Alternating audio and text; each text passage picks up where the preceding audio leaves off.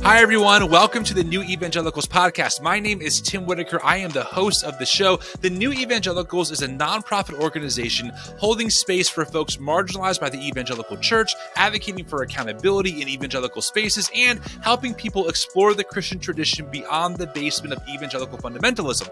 This podcast aims to bring you a guest that hopefully challenges your preconceived notions of your own faith tradition or helps you think outside of your own box. So join us here every week, sometimes more than that, for a new episode talking to a new guest. With that being said, I want to say two more things. Number one, if you like the podcast, please give us a rating and a review or subscribe to us on YouTube. And we are a nonprofit organization holding space for thousands of people trying to renegotiate their faith. If you want to help be part of that work, you can donate at the link via our show notes. All donations in the U.S. are tax deductible. All right, friends, let's get into this week's episode. Man, this platform is official. Well, Katelyn, is it Beaty or Beaty? It's actually neither. It's Beaty. Beaty. Okay, let's try this again. Katelyn Beaty, it is so good to have you on the podcast. I appreciate you making time. Thanks for being here. Thanks so much for having me. Excited to dive in. Yes, likewise. So you wrote a book, Celebrities for Jesus, How Personas, Platforms, and Profits Are Hurting the Church. This is right up the New Evangelicals alley for sure. And we're going to dig into this. But before we do that, I must ask, why did you decide to write this book? And did you grow up like in evangelical spaces? If I was a guessing man based on this book, I would have to say yes. But I could be wrong. So I would love to hear some of your backstory. Yeah, you're guessing correctly. I grew up as a 90s evangelical child, came to Christ at a youth rally in 1998 after a concert from Jeff Moore and the Distance. Geoff, very important. And was thrust into purity culture. I went to a big youth conference called Acquire the Fire. Oh, yeah. Twice. And so, yeah, very much steeped in American evangelical culture. And then that continued on into my career. I worked at Christianity Today magazine for about a decade. And that's really where I started to see some of the underbelly of the cultural trappings of American evangelicalism. Well, obviously, you know, as a journalistic publication, our staff would get tips quite a bit about household names in the evangelical world, people whose books were in our family library growing up, like, you know, pastors, evangelists, best-selling authors, and the allegations that we were receiving and then having to look into were really alarming and jarring. Just people who I had perceived to be who they presented themselves to be as like faithful Christian leaders were in fact doing things behind closed doors that were either duplicitous or illegal or abusive. And so that's what really started me wanting to dig into this phenomenon. I mean, we've all seen the headlines in recent years, and I basically wanted to write a book that asks, like, what is going on? What is in the water that is contributing to this? Okay, so at this point, would you still say that you're somewhere in the Christian tradition, or have you kind of walked away from it based on just all of the hypocrisy and stuff that you've seen in the church? I'm still a Christian. I don't know if I'm still an evangelical. I mean, I certainly, the word carries a lot of baggage. And depending on who I'm talking to, it often creates more barriers than entryways into conversation. So I go to a church and, you know, I still very much am drawn to the person of Christ. But, you know, for a lot of people, and I include myself in this many days, the cultural, political, racialized baggage of evangelicalism is not baggage that I want to carry because I happen to grow up in this movement. And I think that there are plenty of expressions of earnest Christian faith outside white evangelical subculture, and that's what I'm interested in investing in these days. I mean, you're really speaking the language of a lot of people, as you well know, because you wrote a book on this. But you're absolutely right. I mean, I talk to people all the time, and I'm also one of those people who was firmly seated in evangelical spaces, all in, committed. And between the 2016 election, the subsequent, I would call it idolization of Donald Trump, and then, of course, the response to Black Lives Matter, and then, of course, the COVID response. I mean, that's like the holy trinity of a deconstructing Christian or evangelical, in my view, because it was one thing after another where I said, okay, I thought that because we had the same beliefs, we shared the same values. Clearly we don't, though. And that was like a big watershed moment for me as well. Of like, I'm drawn to Jesus. I think I'm trying to be as faithful as possible still to Jesus. And because of that, I don't know if I can still sit here anymore. So Right. I understand, that tension for sure. Mm-hmm. Yeah, and I think that connects to the celebrity leader dynamic, because these are people that we meaning book publishers, churches, denominations, conference circuits have put on platforms because we're saying, these people live lives of integrity. They're people you should follow. But when you realize there's such a moral disconnect between the values that somebody articulates and then how they conduct themselves behind closed doors, like the lack of moral integrity, I think, was a big issue for a lot of Christians with the 2016 election. How can you tell me that what it means to be a faithful Christian is to support this person of all people? But also, where is the moral integrity when the people we're giving platforms to and like very generous book publishing contracts to are kind of jerks, at the very least, behind closed doors? Like, where is the moral integrity there? Yeah. So we're going to get into a lot of that, especially in some of the more modern characters that we've seen covered, But my first question and I've read a lot of the book. It's really great. It's a really easy but really helpful and knowledgeable read. It taught me a lot of things.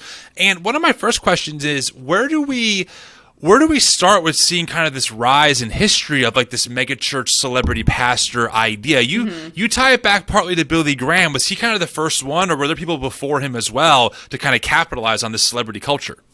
Yeah, I mean, there were other evangelists who Billy Graham kind of wanted to be like, that really used the tools of mass media, newspapers, radio, like televised crusades to reach as many people with the gospel. I think Billy Graham was probably in some ways like the most successful evangelical celebrity, just in terms of his stature. Apparently he was considered very attractive. I didn't realize that until doing some research. I wouldn't have thought of him as like a hot pastor, but maybe he was like 50 years ago. I'm going to name the podcast this, Billy Graham, the Babe, with the original Babe, the original Christian Babe. Perfect. But certainly, like, the very pragmatic and even progressive use of mass media, like, to project an image that drew crowds. That's kind of a very basic element of what it means to be a celebrity. He was very likable. He befriended actual celebrities, like, Hollywood actresses and politicians. Like, he wanted to be in realms of cultural power. I think we see that now with some of the like cool, hot pastors who want to draw Justin Bieber to their churches. Right. I do think that Billy Graham kind of set the stage in some ways for what we would see moving into the 80s and 90s, where you had baby boomer pastors who were like, church is considered boring and stuffy. Yeah. And we want to draw people using really good marketing tools. We want to cater to people's felt needs. That approach to church worked. It still works. Like, the vast majority of people who attend church today on a regular basis are in like the largest churches, So it worked in terms of drawing people to the church, that kind of felt needs. Let's create a space that feels like a mall and a community center and a Starbucks and a daycare, like all in one. Right. That definitely worked. But, central to the megachurch model is a focus on the lead pastor as the celebrity of the church. Like, just in terms of how much his own image and persona and charisma are seen as central to the church's growth. And that's why, that was a big component in the story of Mars Hill. I'm sure your listeners have maybe heard about this story. I don't know. Who's that? Yeah, Mars Hill, Mark Driscoll, Mark Driscoll, said infamously in one meeting, "I am the brand." Right. And even though other megachurch pastors probably are not as bold as to say it explicitly, they believe it, and they are treated like the brand. Yeah. Well, I mean, also, Mark was kind of right. I mean, right? I mean, everything did center around Mark, and that is kind of one of the problems. Is that the brand? Like if Stephen Furtick left Elevation, I'm not sure if Elevation would continue on the same path at the same pace that it's going if suddenly the face is someone else, right? I mean, you could toss it up to maybe the worship team, but Stephen to me is Elevation. Like they're kind of one and the same. And so I understand what you're saying there completely. One question I wanted to ask you, and this is maybe kind of a side note, but I think it's important. You mentioned that this megachurch thing worked. And I think on one level, as far as attracting a lot of people to a big event and getting a lot of money, it worked. But I think theologically, it kind of created, a very sugar rush based congregation, right? That was just focused on attending these mass events to get this sugar rush and then go home, which I think we would probably both say now as we explore outside the evangelical tradition in America, like maybe that's not like the best version of Christian theology or thinking. What are your thoughts on that? I have to ask. Yeah, I should say just because something works doesn't mean it's right. Fair enough. Right. Okay. Like clickbait articles work doesn't mean I should click on them. I mean, I grew up in a church that I would say was a mega church hopeful. I don't think we ever cracked the 2,000 member mark, but there was a church down the street that had, and we wanted to be like them. But I certainly think back to sermons that I heard or kind of the understanding of discipleship, and it was flimsy. It was flat. I mean, I think that's one of the reasons why I'm not drawn to that kind of church experience anymore, is because something can be big, but also shallow. Like something can grow horizontally, but the depth is not there. And at some point, I think if you are a Christian, you want something more. I think the mega church kind of tells you that you come for an hour on Sunday to get your individual felt needs for inspiration met. You get that through great uplifting worship music and an inspirational message from the pastor, and then you go home. And what is so lacking is an understanding of being committed to a community, right. A Christianity that might require sacrifice or discomfort. Yeah, right. Or doing the hard thing instead of the easy thing. Jesus's words are not a sugar rush. Right. Like they're really, really, really hard. There are hard sayings in scripture. And so I don't have a problem with the idea that, there are ways to draw people in, but then if you're drawing them into something shallow, it's no wonder that people are going to leave as quickly as they came in, because in fact, we all want something more durable and community oriented than what we've been given in so many other sectors of life. Yeah, I mean, I think about the recent state of theology research that came out from, is it Ligonier? Is that how it's R.C. Sproul's organization and Lifeway Ligonier? Research. Yeah, Ligonier. And they found that 43% of evangelicals, get ready for this, do not believe that Jesus is God. I mean, I'm not kidding when I tell you that. I mean, that's their data. And they also found that it's something like 98% of evangelicals believe that sex outside of marriage is sinful. So, or that being queer is definitely not reconcilable with being a Christian, like the overwhelming majority. And I think that's kind of an interesting snapshot of the product and in the fruit of this megachurch and evangelical culture of people don't believe what I would argue are maybe one of the most widespread universal truths about being a Christian in almost every case, that Jesus was God. Almost half don't believe that, but if you're gay, you're definitely in sin. We're definitely firm on that.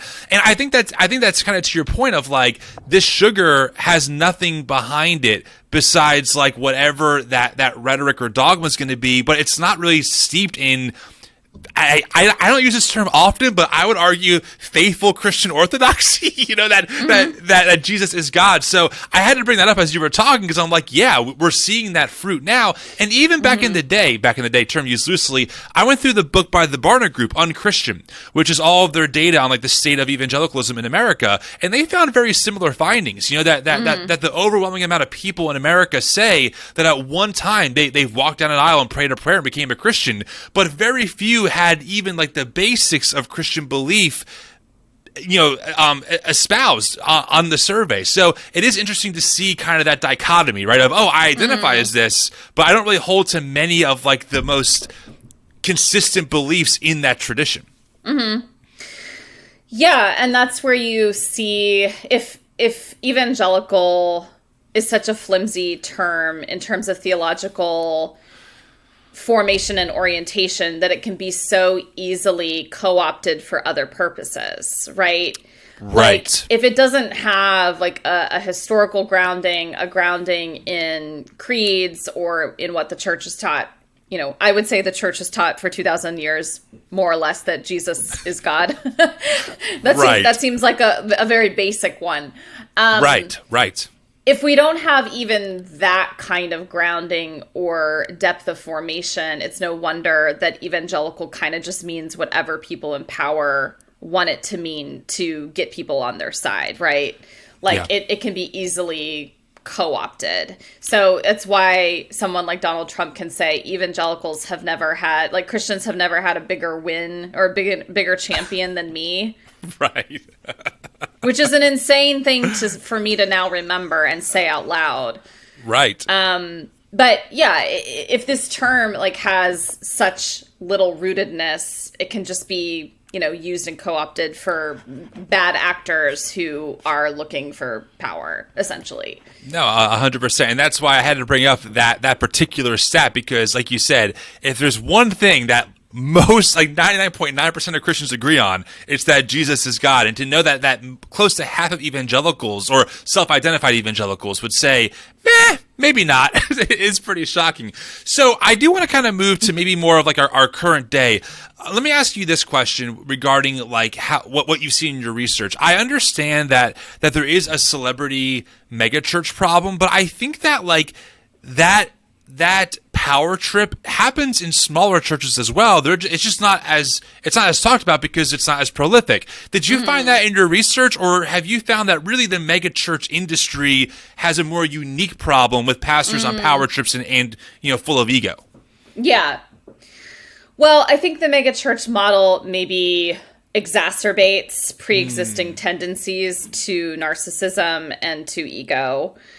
Because of the structure of the service, because the pastor and the pastor's oratory skills are seen as kind of the main event, because of the use of technology to project a very attractive image of the pastor from the stage. Yeah. So the distance that the megachurch model kind of assumes, I think, creates lack of accountability for pastors who are coming in, who want to kind of do whatever they want and use this stage for their own power and glory.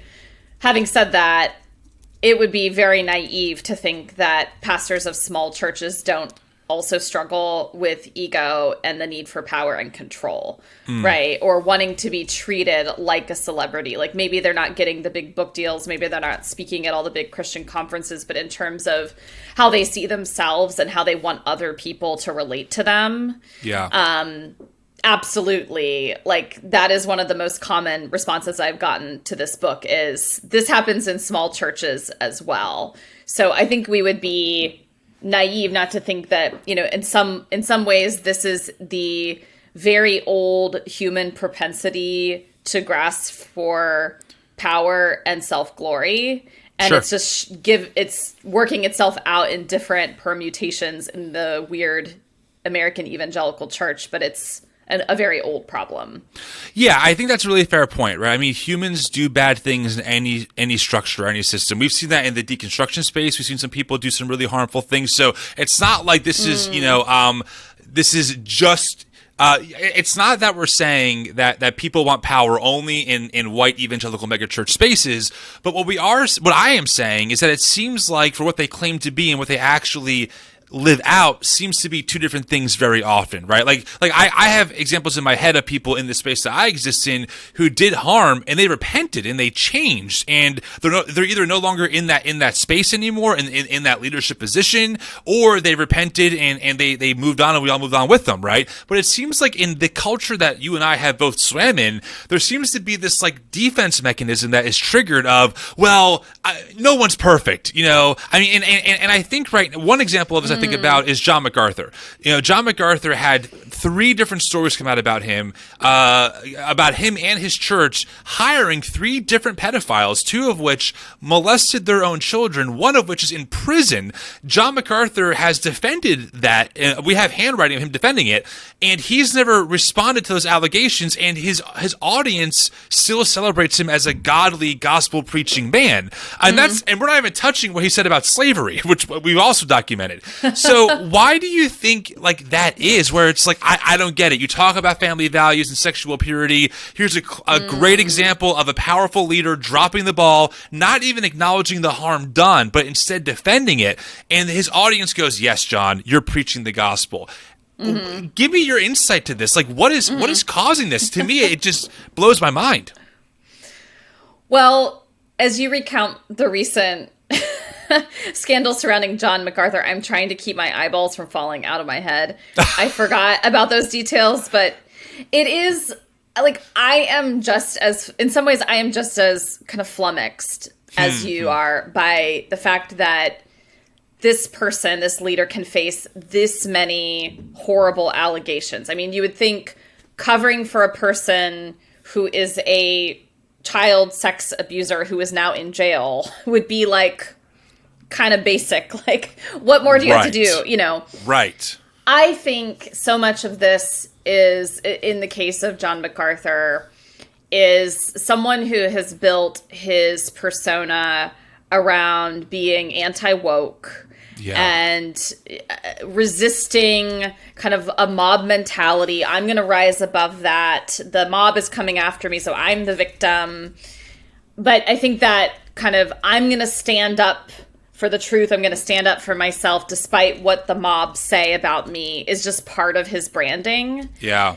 And people who still celebrate him are looking for that as well. Like, they're looking for some kind of almost hyper masculine macho. I mean, I don't look at John MacArthur and think like, wow, macho man. Rambo. No offense, John.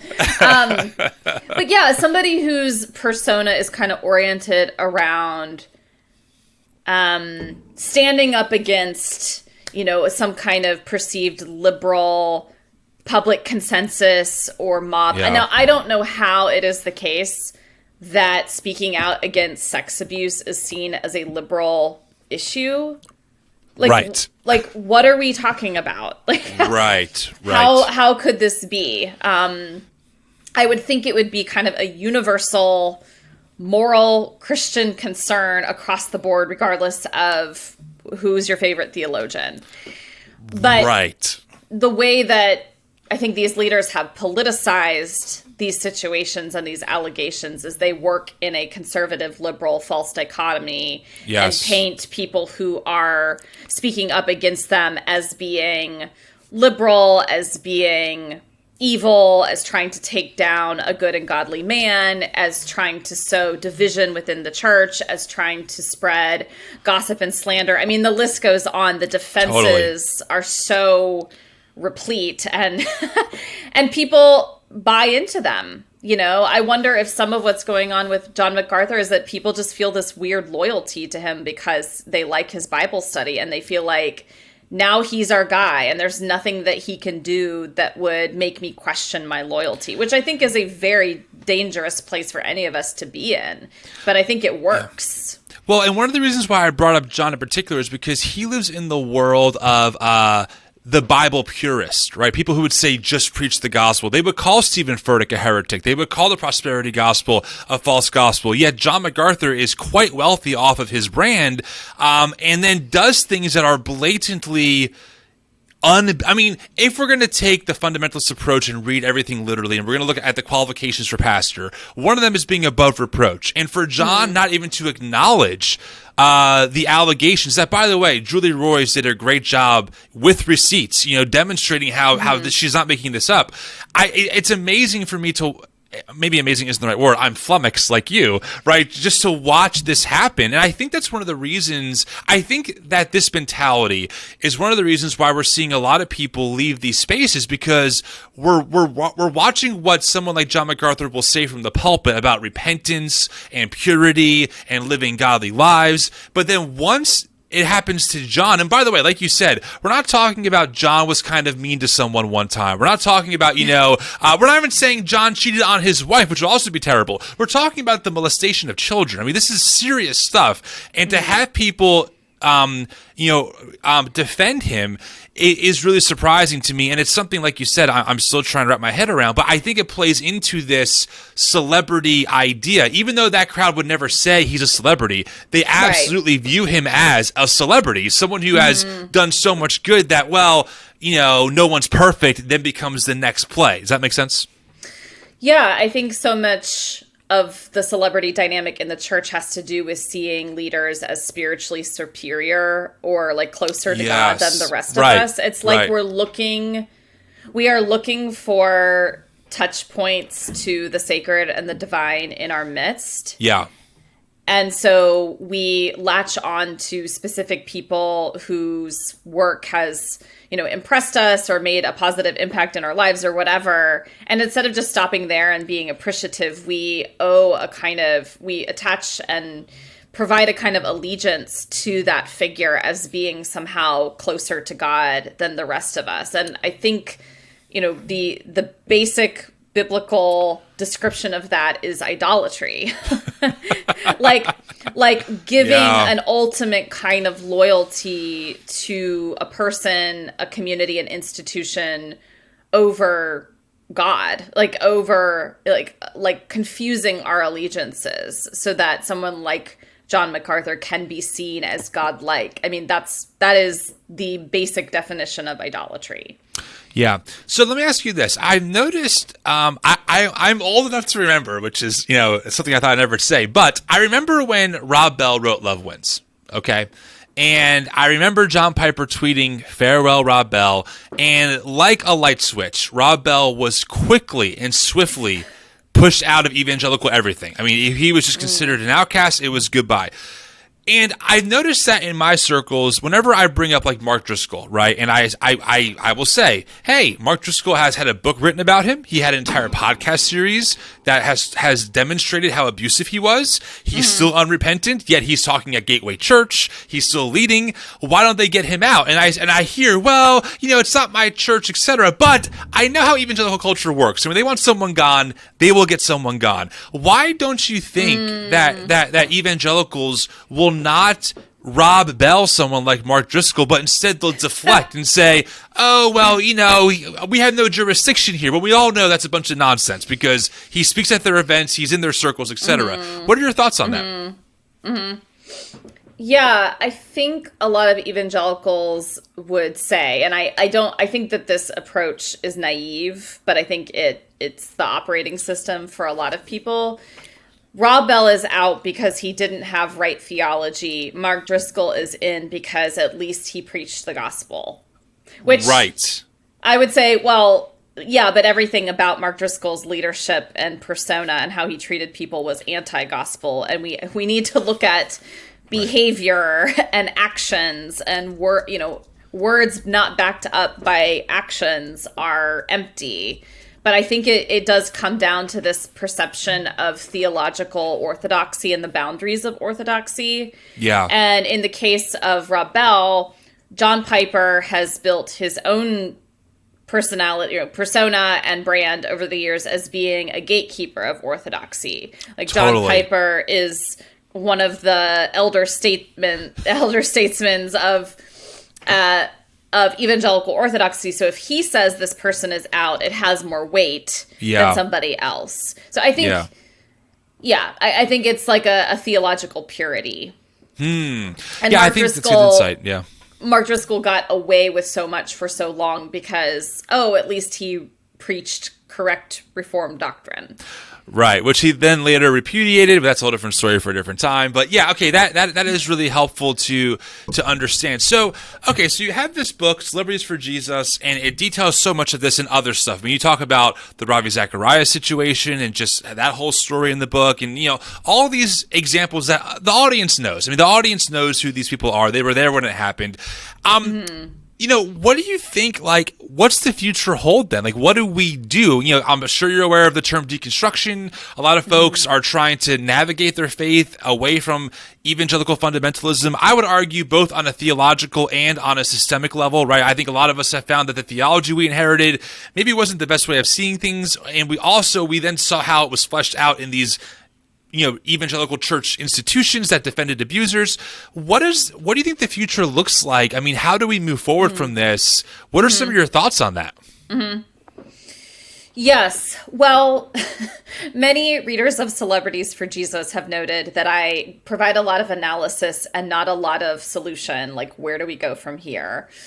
In part because I don't think that this issue is one that can kind of be programmatically addressed. Like, just plug in these 3 points and you'll detox from celebrity culture in your church. Right.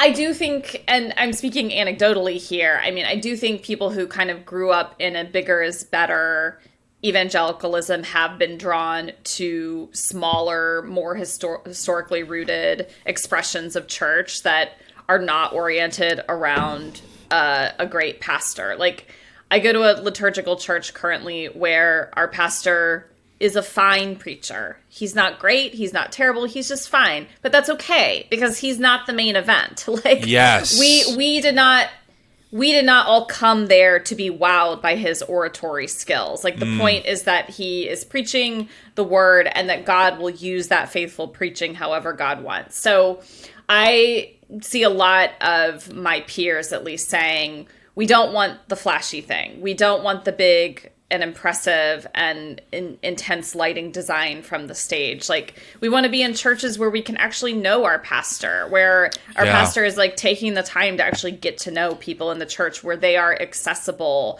where I can see that they actually want to shepherd. They actually, the role of the pastor is about shepherding souls, about providing soul care. And I see that this person is taking the time to get to know me and other people in the church, and is also knowable, like is acting like a person and not untouchable. They're carrying themselves like a person.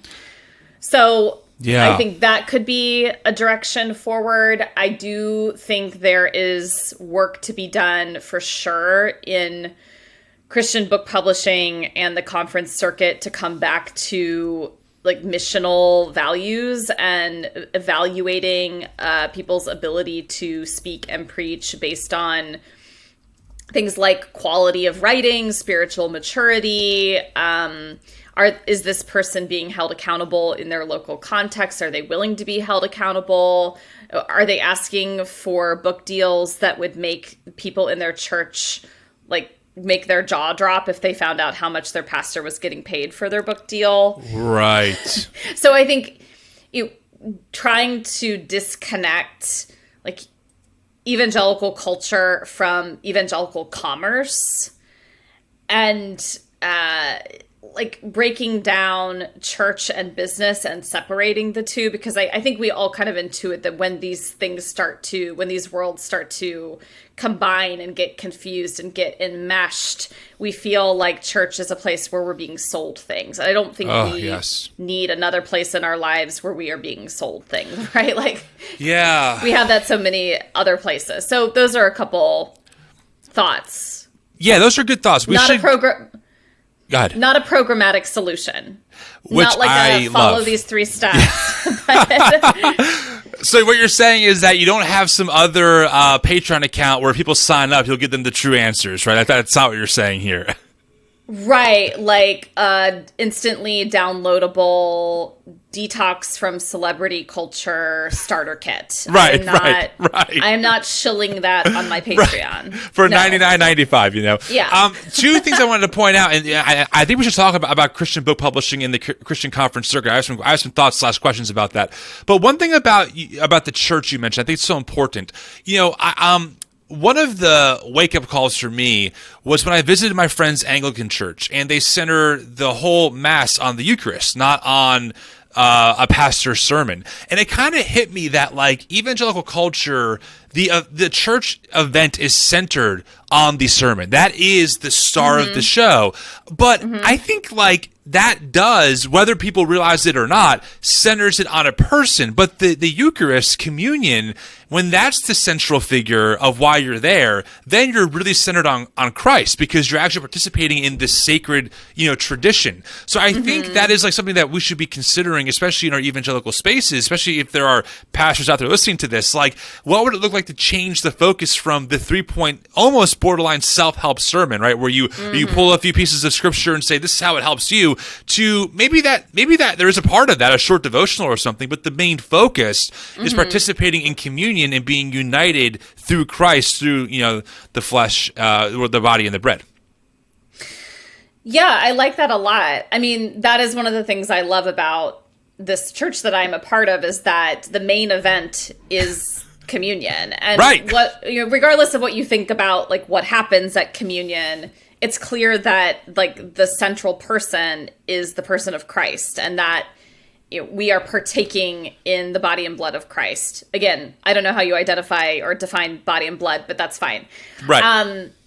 So, yeah, and even if you're not a liturgical church, you don't think of yourselves as a liturgical church, every church has a liturgy. Like, every church has a way of structuring whatever they're doing on Sunday mornings that has certain values implied within it. Yeah. And so just looking at how are we spending our time together, and are we spending it in a way that centers on the pastor as the purveyor of all the things that we've come to receive, or is it centered on the person of Christ, and how can we more clearly reflect that in how we structure our time together? I totally agree. I think that's really well said. So the Christian book publishing and Christian conference circuit, that is interesting as a whole, because it really is, it seems like to me on the outside, I'm not in the industry, I've been a part of conferences and stuff, but it's like the perfect combination of spirituality and capitalism, right? Where you can make a lot of money, selling something that offers people hope. And I would go so far as to say that's not even necessarily inherently always a bad thing. Okay. Let me just be clear to the audience. I'm not saying that if you go to a Christian conference, you're participating in empire. That isn't the point, but it does seem like, as I followed some of this stuff, there's a lot of money to be made, and that can cause people who pull those strings to be a little more open to, well, maybe this leader has no moral character, but he or she's a great speaker, so let's get him on the circuit. I'm not asking for details, but, like, what are your thoughts on that kind of idea of, like, yeah, how does the circuit and publishing feed into the celebrity culture? Yeah. Yeah, I mean, I can't speak for all Christian publishers and conference leaders, but I would say a majority of people who are leaders in those spaces just recognize that celebrity sells, and they are entrepreneurs, they are trying to run a business, and they recognize, hey, like, we have to not only meet our budget, but ideally create profit. And we know that having this particular person with this particular following will get people in the door, or will get people on Amazon buying their book. And so questions of, depth of content, even like original writing. I mean, there have been issues with plagiarism in Christian book publishing in recent years, like who is actually writing this book. Just a kind of, over time, you see the primacy of celebrity. You see the primacy of platform over other really important considerations. And one of the things I wanted to draw attention to in my book is just to say, I want Christian conference attendees and book buyers to recognize how the sausage gets made, so to speak. Like, just know that when you buy one of these books, when you go to this conference, you are participating in a capitalistic venture. Yeah. And that means that I think it just means to be discerning. Like, not everybody who's on stage or who is given a contract has been vetted for theological content or spiritual maturity. Yeah. That's really wise. I think a lot of publishers say, yeah, this person may have some like moral character issues. I mean, we saw this with Mark Driscoll and the Real Marriage fiasco. Yeah. He and his wife were offered a $400,000 contract for a book on marriage after we had all known for years of the problems emerging out of Mars Hill, but some executive at the Christian book publisher he worked with was like, yeah, but we know that this book is going to create a splash. We know that people are going to buy this book and talk about it. And, Mark still has this great platform and people want to hear what he has to say. So like, yeah, there's this other stuff going on, but who cares? Yeah, I mean, yeah, I was, yeah, you're exactly right. I've also, so interesting thing happened to me. And I'm telling you this story because I've also realized that just because someone's name is on a book doesn't mean that they automatically wrote the book. And the example I will use for me is that when I first started New Evangelicals, a few months in, a publisher or an agent reached out to me saying, hey, I can work with you. And I said, listen, I'm honored that you want me to write a book on deconstruction, but having a white dude write a book on deconstruction is just not a good idea for a lot of reasons. Also, I don't really feel qualified. And I'm not a good writer. And they said, well, we can get you someone to write the book for you. You would just you would talk and they would dictate. And I'm like, is that a thing? They're like, yeah, it's, ghostwriting. I'm like, that's a thing? So even discovering that, that sometimes people, right, who might be in influential leadership positions, might not even actually have written the book. It might just be their ideas, then kind of fleshed out through a professional writer to produce that book for the publisher to make them a lot of money and make that person a lot of money. So even that side of things is it just seems to me, you don't really know who the real person is, right? You don't know if those words in that book are really theirs, or if it's just their name attached to it. You don't know if it's their personality on the stage. And then I realized that evangelical leaders, some of them have done a great job of creating like the faux intimacy. Guys, I'm being super honest with you right now. I'm just giving you a real moment. This happened in my life. And you're like, wow, I know this person, but in reality, it's all part of the shtick. Does that make sense? Yes. So. Okay. I know I threw a lot at you, but yeah. No, there was a little bit of a delay there. Going back to ghostwriting. Oh, yeah. I grant that there are people who actually have a great story or message who just can't write. Like, writing is a skill. It's a craft. Not everybody has the skill, and that's fine. Sure. I think paying somebody to take your ideas or your story and put them onto the page is fine under two conditions. One is that they are overtly, explicitly credited in the book. Yeah. And two, that they are compensated at a level commensurate with the value that they bring to the project. So that's good. The problem that I have is when a celebrity, pastor, leader, maybe their face is on the cover of the book, gets a book deal based on the idea that they are a celebrity, despite the fact that they cannot write. They literally cannot write. There's nothing on the cover that would indicate that they actually had a lot of help in creating this book. Right. That they, in fact, did not sit down and write this book, that somebody else did it for them in a work for hire agreement. And I just want to say, if that's true for you, just give credit where it's due. Right. There's no harm in just saying, this is not my skill set. I'm a speaker. I'm a musician. I'm not in the writing space. I had help. It's like crediting a producer on an album. Like, hey, the producer produced this. It's my instrument, but it's their work that mixed it and produced the whole thing. It makes complete sense. Right. Just give credit where credit is due. Yeah. You had said something about a story within a book that felt like a shtick. No, I was just saying that that I've noticed that some of these celebrity pastors or leaders are really good at creating a sense of the audience knows who I really am, but in reality, that's just part of I don't want to sound too negative, but it's just part of the image, right? It's still not them, but you think that you know them because of their almost fake vulnerability. Does that make sense? Yes, I spend time on Instagram, so I'm very familiar with faux vulnerability. Right. Yes, there is, and I don't want to be cynical either, because I think, a lot of people with platforms, there are moments in their lives or things that they've experienced. Maybe they've experienced suffering and they want to say like, hey, you're not alone.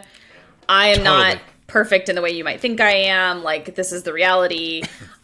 But I do think we should remember with people who have a platform to protect, everything that they give to us and that we receive from them is mediated. Like, yes. there's no vision or image or version of them that we on this side of the screen can experience that isn't mediated. Yes. The only way to get an unmediated version of that person is to actually know them over a period of time in like flesh and blood community. That's the only way that any of us can actually be known. Yeah. So not having that access to someone, it's just wise to remember they are choosing to tell us what they choose to tell us. Yes, it's very much curated, right? Which is the nature of social media in general. I totally get that. But like you said, yeah, I'm with you 100%. And I think that makes a lot of sense. And we should keep that in mind, especially when we are either on this side of the screen being that person on one side of the account. Like in our case,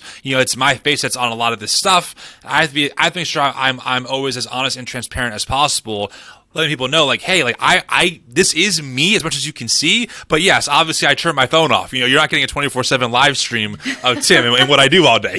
So right, and I'm using a ring light right now. Right.